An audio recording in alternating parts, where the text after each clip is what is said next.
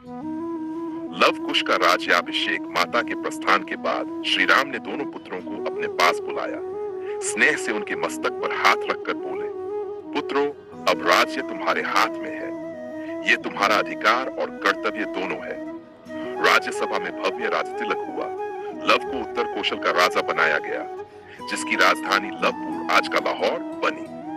कुश को दक्षिण कौशल का राजा बनाया गया, जिसकी राजधानी कुशावती आज का कुशीनगढ़ बनी। प्रजा हर्षित थी, क्योंकि दोनों राजकुमार धर्म, नीति और पराक्रम में अपने पिता के समान थे। 2. राम का विरक्त होना समय बीतता गया। राम का मन सांसारिक कार्यों से अलग होने लगा। एक दिन अयोध्या के राजमहल में कालदेव एक तपस्वी के रूप में आए और बोले, हे राम, पृथ्वी पर आपका कार्य पूर्ण हो चुका है, अब लोक में लौटने का समय है। राम ने यह सुनकर अपने भाइयों लक्ष्मण, भरत और शत्रुघ्न को बुलाया। लक्ष्मण का प्रस्थान कालदेव के संदेश के साथ एक वचन जुड़ा था, यदि कोई तुम्हारे और मेरे बीच वार्तालाप में बाधा डालेगा तो उसे त्यागना होगा। दुर्भाग्यवश लक्ष्मण इस संवाद के बीच आए और वचन पालन हेतु उन्होंने अपना जीवन त्यागने का निश्चय किया। वह सरयू नदी में उतरे और अपने मूल स्वरूप शेषनाग के रूप में बैकुंठ लौट गए। 4.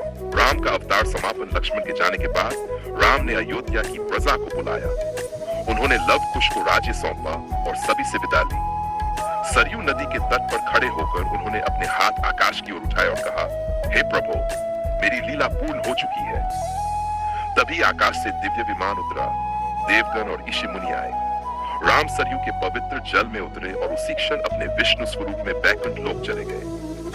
बाय लव कुश का स्वर्ण काल राम और लक्ष्मण के प्रस्थान के बाद लव और कुश ने वर्षों तक न्यायपूर्ण शासन किया। उनके वंशजों ने भारत के विभिन्न भागों में राज किया।